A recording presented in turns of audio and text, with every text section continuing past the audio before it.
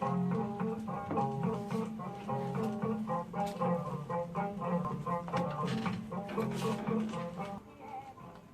me baga jama an foli baw bɛɛ lajɛlen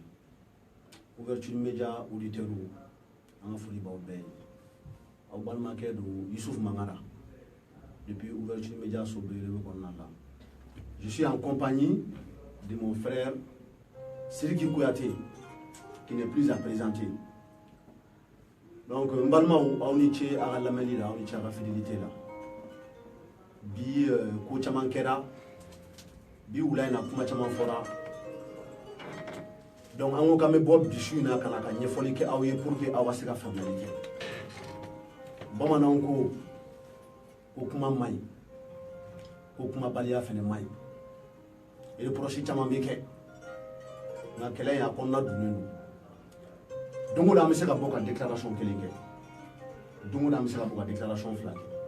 mais n'i y'a ye an tɛ kuma don o don parce que kuma man ɲi kuma b'a tigi dun donc n bɛ misali ta Madu ka agression kɛlen kɔsa in na Madu n'o y'an balimakɛ ye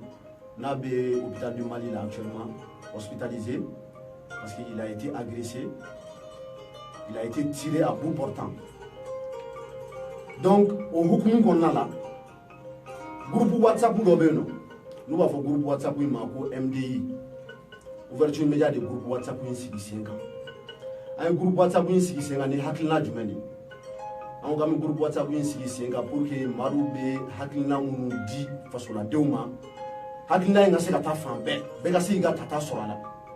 an ye groupe WhatsApp in sigi sen kan pour fédérer ka mɔgɔw fara ɲɔgɔn kan mɔgɔ minnu bɛ idée ninnu soutenir n'o ye fantanw ka kɛlɛ ye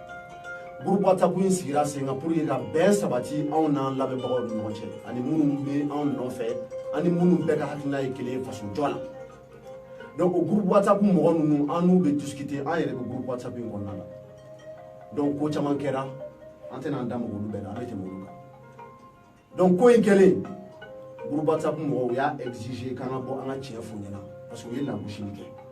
à chaque fois que ko bɛ kɛ ouverture média kɔnɔna la u b'a fɔ k'an ka bɔ an ka ɲɛfɔli kɛ an tɛ sɔn parce que an b'a fɔ ko kuma man ɲi à chaque fois ni fɛn bɛ kɛ an b'a ɲɛnabɔ an ni ɲɔgɔn cɛ de façon interne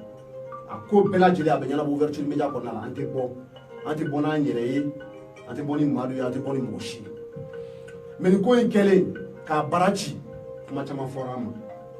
mais mɔgɔ tɛ se k'i kɔfilɛ i kɔfɛ kuma bɛɛ la o sinon i tɛ avancer donc anw ko k'an bɛ bɔ ka ɲɛfɔli kɛ an ka groupe WhatsApp mɔgɔw ye ko minnu kɛra an ni Madu ni ɲɔgɔn cɛ o ɲɛfɔli in kɛlen n'o tun kan ka dan ni ɲɔgɔn cɛ de façon privée ɲɔgɔn kuma ɲɔgɔnya kɔnɔna la kuma caman fɔra ɲɛfɔliw kɛra u bɔra ni anw yɛrɛ ka vocaliw ye an kumakanw ka vidéo kɛ n'a ye ka taga bila YouTube kan ka bila Facebook sanfɛ ka taga bila plateforme d'écoute caman kan k'an yɛrɛ lagosi n'a ye kosɛbɛ ka Madu lagosi n'a ye k'a fɔ k'an bɔra ni Madu ye an tɛ bɔ ni mɔgɔ ye an ye ɲɛfɔli de k'an ni ɲɔgɔn cɛ ka ɲɔgɔn kuma ɲɔgɔnya groupe WhatsApp olu mɔgɔw de bɔra ni message vocal ninnu ye ka taga k'a di mɔgɔw ma k'a bila kɛnɛ kan ka baara kɛ n'a kumaw ye ka anw yɛrɛ jalaki ka kuma ta k'a datu anw na k'a fɔ k'u bɛ kuma ta k'a ɲɛsin an ma anw ko nin bɛɛ bɛ kɛlɛ la nin tɛ foyi ye n ko mɛ n k'an kumadon sera n ko bi an bɛ bɔ ka kuma an ni Madu tɛ ɲɔgɔn na Madu y'an baden de an ma bɔ ni Madu ye an ma bɔ ni Madu ye donc n tɛ taa yɔrɔ jan n bɛ kuma passer n balimakɛ ma Sidiki Kouyaté après bi ne ni n balimakɛ n'o ye Cheikh Tidiane Diarra n'an ye ouverture média directeur ye polisiw ye an bila garde à vue la donc kuma caman bɛ o kɔnɔna la an bɛna an da tugu n bɛ kuma to Sidiki Kouyaté. E tuma an bɛ bɛɛ lajɛlen fo ka bɛɛ lajɛlen waleɲuman dɔn Mali kɔnɔ ani Mali kɔ kan an bɛ wagati min na sisan a bɛ se ka kɛ dɔw sufɛla la mais an kɔni bɛ sɔn radio la parce que zone passera Mali kɔnɔ ka ban ne ye k'a fɔ k'an bɛ sɔn ka bɔ an ka denbaya la ka n'an sigi ko an bɛ kuma ɲɔgɔnya kɛ a tɛ tali kɛ fɛn min na o ye bonya bɛ Manden bonya masigi bɛ Manden i bɔra ka kuma min fɔ n'o bɛ tali kɛ groupe WhatsApp ko la n y'a ye k'a fɔ ko kunnafoniya sera ka di i ni ɲɔgɔn cɛ o groupe kan o bɛ tali kɛ bonya de la parce que ni bunadamadenw ko k'u b'i ka ko la k'u b'i dɛmɛ ka ko la ni ko dɔ nana u ma faamu sɔrɔ min na a ka kan u ka bɔ o ko kalama maintenant ni mɔgɔ dɔ fɛnɛ sɔrɔla peut-être des individus mal intentionnés ou bien minnu ma faamu sɔrɔ ko la n'olu sera ka bɔ n'a ye ka taa tiɲɛni fɛnɛ kɛnɛ mɔgɔ k'a dɔn ko n'i bɛ nin ko fasugu kɛ jamana kɔnɔ fɛn bɛ jama ko ye i bɛ sigi ni nin ko bɛɛ lajɛlen de ye maintenant bi kuma kɔni an bɛ don min na i ko bi a fanba bɛ min kan o ye c'est vrai kuma min bɛ yen n'o bɛ ka fɔ sanfɛ ni maliyɛnw tulo b'a la donna ta bɔra tan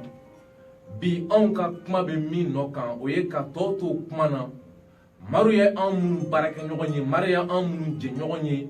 mugu cira Maru la ka sababu kɛ kɛlɛ min ye n'o ye liberté d'expression kɛlɛ ye kanabila fɛta fɔli la n'o ye liberté d'opinion ye kanabila i hakilina la kɔdɔnni la n'o ye kanabila ye an bɛ donni minɛ i ko bi fɛn min ye démocratie mɔlɔn o lafasali ko la anw ɲɛ b'o de la o de kama a nana ye k'a fɔ ko mugu cira Maru la fɛn min ye an balimakɛ ye c'est vrai den a bɛ bi a tabaga de bolo kumaw dɔ kɛra arajo ni télévision sanfɛ kuma min n'an bɛ se ka jigin k'a fɔ k'a bɛ tali kɛ filila Maru yɔrɔ o ni filila maa caman yɔrɔ nka anw bolo o fili bɛɛ lajɛlen kɔfɛ min ye tiɲɛ ye n'o ti wuli o ye mugu de cira dɔ la mugu de cira maliden dɔ la mugu de cira mɔgɔ fɛn na mɔgɔ min fɛnɛ ko n'an tun y'a minɛ k'a kan ka kuma da ye donc o siratigɛ la min bɛ ka fɔ sanfɛ o ye tiɲɛ ye mais fɛn min bɛ yen bi o de ye su ani tile Yusuf Mangara an bɛ ka wuli ka baara kɛ yaasa mɔgɔ minnu ye mugu ci bolo ka don u kan ni ma fili bi aw tun bɛ biji la e ani Buba aw tun bɛ biji la kun min kama a dɔnna munna parce que an ye jateminɛ kɛ k'a fɔ ko kumaw dɔ fɔra arajo ni télévision sanfɛ min yɛrɛ n'o minɛna Maru la an bɛna ye k'a fɔ ko o kun ye ka se ka mɔgɔw garabu de faga nka i bɛna ye k'a fɔ ko an ye radio libre kan ka kuma dɔ fɔ an y'a yira k'a fɔ ko halte à la démobilisation o bɛ mun yira o b'a yira k'a fɔ ko dɔw bɛ nin ko in jukɔrɔ minnu bɛ fɛ tiɲɛ kana dɔn nin ko in na mais anw bolo mugu kɔni cira ka ban jamana kɔnɔ den sɛbɛn si tɛ se ka jɛn n'a ye ko mugu cira o ko ka kɛ i n'a fɔ fɛn de i n'a fɔ c'est à dire i ko ko ma kɛ o de kama an jɛra n'a ye ka wuli ka baara kɛ su ani tile yaasa yelen ka se ka da kan yelen ka da mun de kan mun ye mugu ci siga kelen don minnu na u n'u jɛɲɔgɔnw u ka se ka minɛ ka bila sariya ka bolo kan min ka bɔ a la o kan ka bɔ a la maintenant an bɛ don minɛ i ko bi Isuf wulikajɔ nana ni min ye o ye d'abord an b'a daminɛ minnu minɛna i bɛ se k'i da don a la ka dɔɔni fɔ olu minɛna circonstance min na yanni an bɛ taa an da don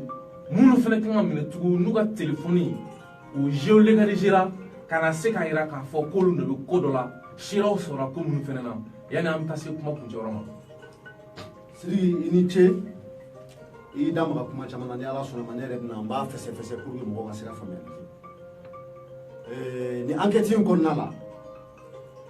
anw minnu ye ouverture média mɔgɔw ye n'an ye Maru baarakɛɲɔgɔnw ye an ko ko an ni polisiw bɛ baara kɛ ɲɔgɔn fɛ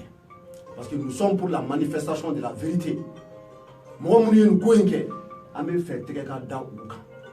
parce que an bɛɛ de victime ye nin ko in na Maru ye victime ye ouverture média ye victime ye maliyɛnw bɛɛ ye victime ye parce que anw ka constitution kɛlen don k'a fɔ ko mɔgɔ i fɛla ye mun ye i hakilila ye mun ye a ka kan n'a y'i diya i ka bɔ i k'a fɔ k'a sɔrɔ bi ma k'i kan donc o de kɔnɔna la an ka baara in cadre n'o ye kunnafoni laseli ye bin kɛra Maru kan parce que a y'a hakilinata fɔ an b'o yɔrɔ retenu c'est très très important donc kisɛ mun cilen filɛ nin ye a la anw yɛrɛ de wulila ka wulikajɔ kɛ Sidiki je pense que bɛɛ b'a kalama k'a fɔ an sira ɲɛ la dɔgɔtɔrɔso la an de wulila ka taa Maru nɔfɛ k'a dɛmɛ a ka se dɔgɔtɔrɔso la an y'an tɔɲɔgɔn bɛɛ lajɛlen wele Facebook bɛɛ bɔra a kalama maliyɛnw bɔra a kalama an ko k'an bɛ justice kɔ an b'an ka kiiritigɛlaw kɔ an bɛ police judiciaire kɔ pour que tiɲɛ ka se ka dɔn mɔgɔ minnu ye nin ko in kɛ u ka se ka ɲangi mais an y'a ye k'a fɔ mɔgɔ caman bɛ yen nɔ ni u bɛ enquête in ɲɛma u tɛ fɛ tiɲɛ ka dɔn mɔgɔ minnu soupçonnelen don ou bien prévu damadɔni bɛ yen mɔgɔ minnu kama u tɛ fɛ tɛgɛ ka da olu kan an bɛ profiter nin na ka foli kɛ police judiciaire ye police judiciaire kɔnɔna la enquêteurs caman bɛ yen nɔ u b'u ka baara dɔn enquêteurs caman bɛ yen nɔ fasoden ɲumanw don patriotes don tiɲɛ de ka d'u ye bi ne yɛrɛ bɔra n ye vocal dɔ kɛ k'an to bisi mɔgɔw bolo n ye kuma caman fɔ a kɔnɔna la o kuma ninnu mɔgɔ caman b'a dɔn jamana in kɔnɔ enquêteurs fana b'a dɔn o kuma kɔnɔna la u ye kuma caman wɛrɛ ta fana k'u bɛna k'u b'o dafilan da la an m'an profiter nin yɔrɔ in fɛ inspecteur Papa Mambi n'an ko ko inspecteur Papa Mambi b'a nɔfɛ a t'anw nɔfɛ dɛ a tɛ k'anw soutenir a tɛ ka ouverture média soutenir a tɛ ka Bouba Diarra soutenir a bɛ tiɲɛ de kɔ. Donc a ka ɲinini bɔra ni ko min ye o ko a bɛ ka baara kɛ o sira de kan. A bɛ ka baara kɛ o sira de kan a t'anw nɔfɛ dɛ an tɛ wari d'a ma gouvernement de b'a sara donc a bɛ ka baara kɛ fasodenw de ye a ko k'a bɛ bɔ a ko k'a b'a ka baara kɛ tiɲɛ sira kan a b'a ka baara kɛ pour que ko in ka se ka se a dan na ale kelen tɛ dɛ u camanba de don donc ni mɔgɔ minnu y'a faamuya k'a fɔ ko an bɛ fɛ k'a fɔ k'a b'an dɛmɛ a t'anw dɛmɛ dɛ ne yɛrɛ ni Papa Mambi tun b'a deli ka ɲɔgɔn ye n'a bɔra nin enquête in na n kɔni b'a tɔgɔ mɛn n b'a dɔn k'a fɔ ko polisi ɲɛnɛman don il est pour la vérité donc n bɛ fɛ k'o yɔrɔ in précision di o ye kelen ye secondo i ko mɔgɔ minnu minɛna suspect 4 de bɛ yen nɔ siga kelen bɛ mɔgɔ 4 de la siga kelen don mɔgɔ 4 de la olu bɛ kaso la pour le moment o mɔgɔ 4 ninnu u minɛna cogo di ni enquête bolo dara k'a fɔ ko bin kɛra mɔgɔ kan ko kisɛ cira mɔgɔ la polisiw bɛ bɔ ni fichier de fichier kɔnɔna la bandi minnu répertorié bɛ ni o tɔgɔ b'u bolo donc il procède par élimination u b'a fɔ ko bon ni karisa an bɛ se ka siga nin na karisa an tɛ se ka siga nin na o siga de kɔnɔna la u ye dɔw ta témoignage fɛ mɔgɔw ka kumaw fɛ k'a fɔ ko mɔgɔ damadɔ bɛ olu cɛla ni olu yera Madu ka carré kɔnɔna la ani Madu ka da la u bɛ ka munumunu u ka soda la su 3 ka tugu ɲɔgɔn kɔ su 3 ka tugu ɲɔgɔn kɔ u bɛ ka munumunu Madu ka soda la o ye kelen ye filanan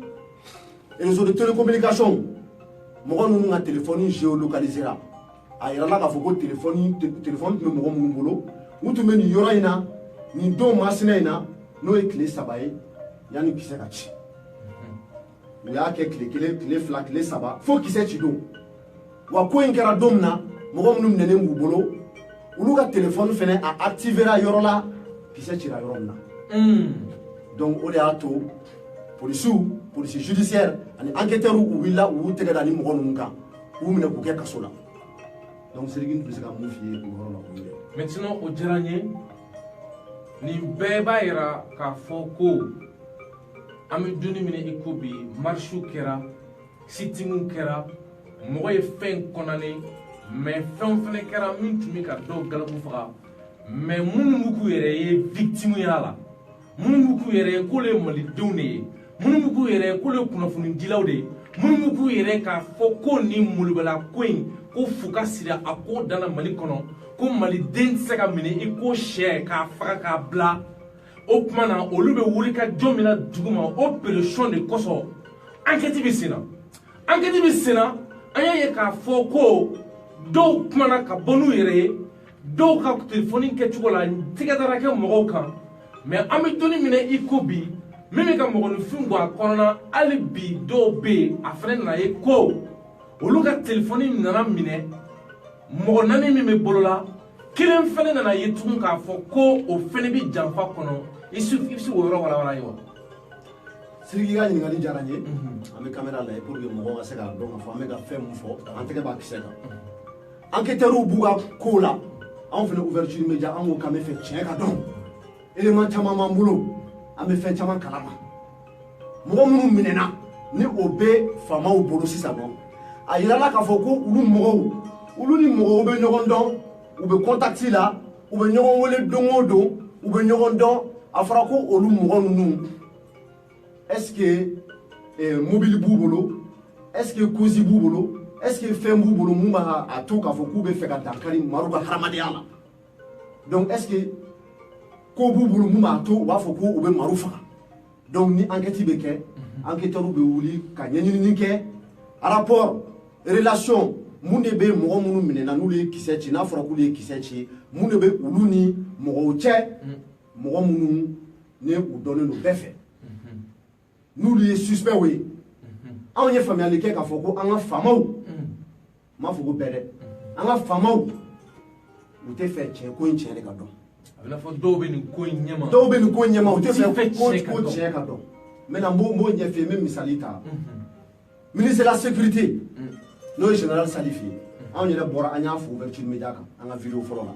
parce que nous bora unana ou assistance ke maloué nganga fuli bouye siri ana lame bagaw général Salif de Willa ka reke procureur de Mali konna nafo Issouf Marou Issouf nafo ministre de la justice qui minga wakati de la race basique affaire là merci donc général Salif de Willa ka commission d'enquête bla en place ani police nationale directeur ka commission d'enquête bla en place ka enquêteur bla konna la information fait be fo a konna la ani élément fait boulo ou wuli ou bota auto du ministre de la justice ma mais ate bla ate buta du ministre de la sécurité ma ate bla justice yere ka sraka siri mais fait évidemment le Mali c'est un pays démocratique dans le Mali il y a la séparation des pouvoirs noye fanga tlali no sigoroma sabali la sigoroma folo o ye critique la wa yoroy flana o yanga sharia bloy noye député wa yoroy sabana o ye anga ñemogo no exécutif bon exécutif c'est kana cogo demain ka bena qui est substitué qui est bla judiciaire placé là depuis quand un ministre de la sécurité chapeaute une commission d'enquête donc avec pan avec forme ko juge d'instruction kuna ka klaka pan procureur kuna ka klaka pan avec forme mima c'est-à-dire que hiérarchie bela jelen kuna aller en tant que ministre de la défense ministre de la sécurité intérieure aller de bien saisir un dossier là à quel titre maintenant famille gara a kono flima roy o ye ami doni mine ikobi sika kelen no munna na yara ka fo ko olu fene beni no ko mo do de bi ka olu fene protéger c'est comme ami ka scénario mi assister bi o de bien kala nina o bi fe ka senda bien kala sans fin mais ouverture média la ya Mali kono ya nyame ka fo ko le changement o bi talike ni fin de là c'est à dire que ko le dabla la ami fore ka famu Mali dem bela de le faire donc ami do mine ikobi tike kara munu ni sika kelen dula o bedalen do kene ka prévu bedalen be o bolo konana mais muno o ba nyini sisan ka fo ko o bina bolo ka ko bina bla ouverture média mo ka bolo kan Issouf Mangara Mali do mu yere ni ngol labi sirgi ni che oui ama fa lamel ke baga am lamel ke jama bela jele nyana kablen enquête ndamnena neni balma ke Cheikh Tidiane Diarra amo kambe police ga disposition nganu be barake ñogon fe ani justice be barake ñogon fe no anga critiquer la we pour que tien ka se ka don mo mu ni ko enke o ka se ka mine ka bla kasola o ga nyangi umana on wole doron 30 minutes après ame wuli ame se brigade d'investigation judiciaire la no e bigé no tugulo no brigade de merci la kamni lundi do pour sou na nga bureau on anu kuma na ani déposition ke o yan kuma kan beta mardi do entre commissariat la o yan déposition ta ani kuma kan betuma mercredi do o yan wole bigé la antara o yan kuma kan beta o yan la clé no kamni 13h fu minuit en borokulu fu minuit mais on ka foko na on dimina kan be boka kuma doro o tere ko chama bare kera na anya pum parce que o de chai nan te boka kuma do be ante boka kuma do mere wa bi u yan wole comme na ni brigadier yere wole li ke kan wuli kan tra ko mo bana sirgi an tunga nga bode ka taga an me barala amna ta contrat do négocier ouverture média to bana contrat belebele ba anyo toyno ka wuli ka taga enquêteur u lamé ay resté enquêteur u yere nga ko mais an be an munila ku le ta ko an be an muna an ko a commandant ya wole commandant wole muni kama ku ta kala o commandant kelen o le kala ka fo enquêteur u nyena ku ka an mine ka ta an datugu kasola ku ka an mine ka ta an datugu kasola ne ni jara oui commandant ni ko muna commandant ko no ko a fora le de ko ka an mine ka an datugu ko ordre bora sanfɛ siri prévouté ka fo ko ouverture média e fenke prévu ma sunya ka keno ka fo ouverture média e fenke prévu mun bubolo ou ma piste exploiter prévu in kan ta ka bara mun kenai o bara ma ke folo wo ko ouverture média mo mena ko datugu ka da mun ka siri parti ande le men na nga jamana kono yam parce que tout simplement anya fo mo nyena ko chama mi ke pour que ka se ka mo fara ko chama mi ke pour que ka se ka mo hakli chwe ko chama mi ke ya sa mo ka fliu ka kelema nga ona ta komi mo mun men ko nyama ouverture média ka mission jamana kono do mo objectif mi bi o de ni na nyoko na shuko le ka tabla jamana kono maintenant ko bi taya mais on a ta bara même ka kɛ duguma yasa nun ka minɛ a nana ye k'a fɔ ko minnu b'o dɔn sen kan fɛɛrɛ de bɛ kɛ sisan olu la timinangoya k'u bagabaga ka chantage k'u la i b'a fɔ k'i bɛ wuli k'i jɔ ko sɛgɛsɛgɛli ka kɛ k'i pɛrɛnnen don ka na ni information bɛɛ ye o bɛ kɛ ka sɔrɔ i yɛrɛ t'i yɛrɛ ɲini nin su donc pour que k'i yɛrɛ bila i k'i yɛrɛ ɲini sisan i ka ɲinɛ i ka kɛlɛ kɔ i ka ɲinɛ ɲinini kɔ minnu bɛ yen nɔ ni sɛgɛ kelen don la i ka ɲinɛ olu kɔ o de kama an bɛ don min ko bi kɛlɛ ɲɛsinnen bɛ ouverture média mɔgɔ ma chose qui n'est pas normale wa an b'a dɔn k'a fɔ ko maliden sɛbɛn si tɛna don o ko da fɛ donc o de bɛ na ne bi ko in scénario ɲɛfɔli ye a bɛ ka fɔli min kɛ ko bɔra sanfɛ an ɲɛ b'a la k'a fɔ kuma caman jamana in kɔnɔ yan mɔgɔw bɛ ko caman kɔnɔ k'a fɔ k'a bɔra sanfɛ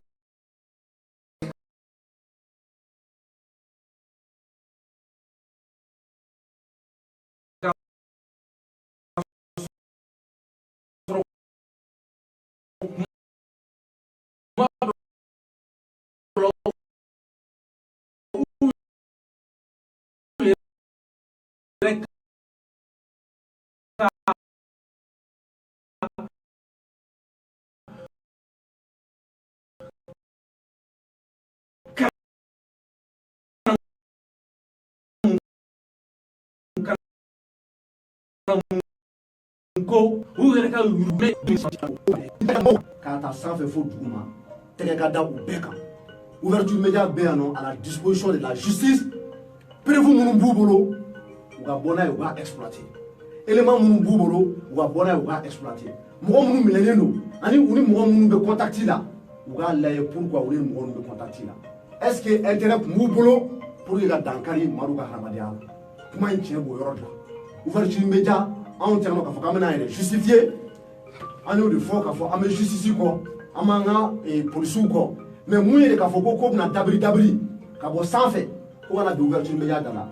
nous sommes imperturbables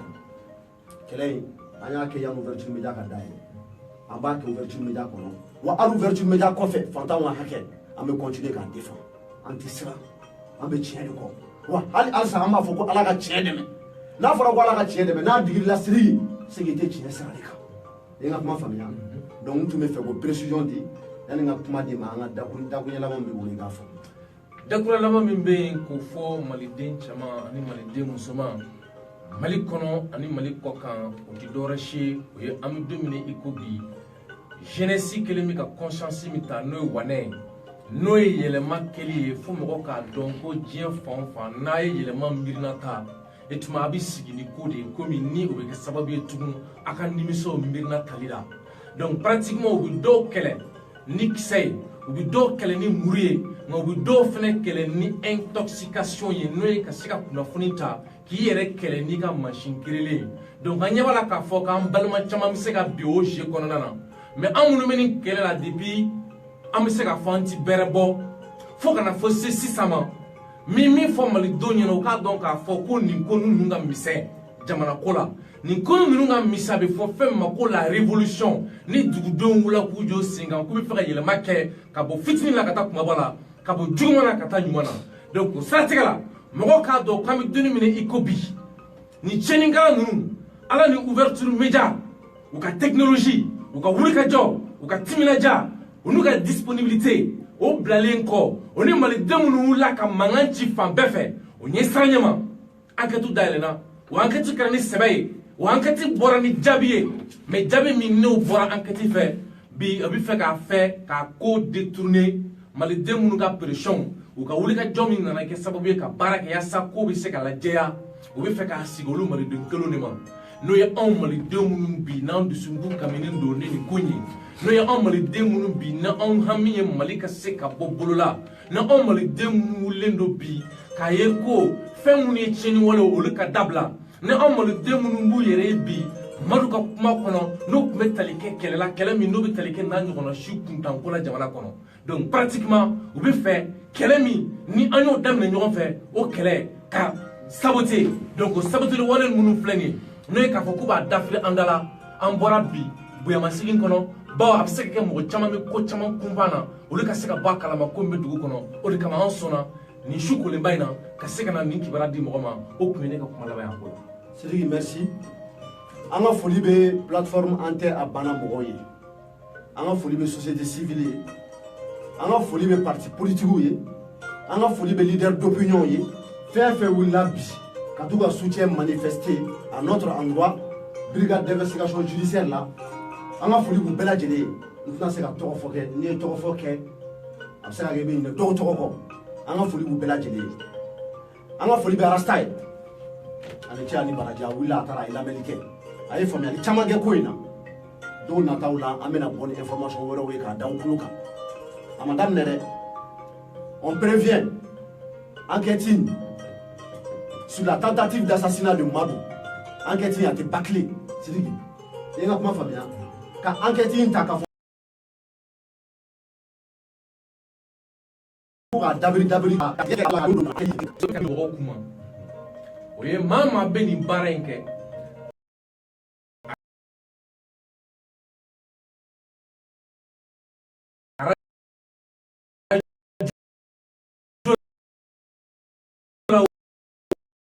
télévision wo k'a fɔ ko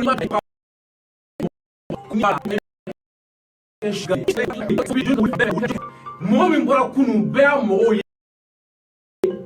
tun b'a fɔ tɛmɛna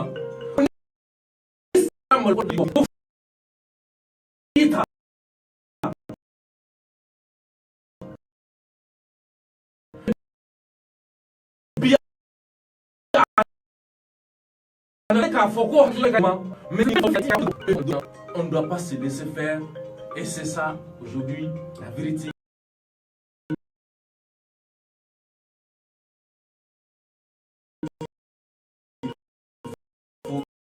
Qu'il faut comprendre. Donc,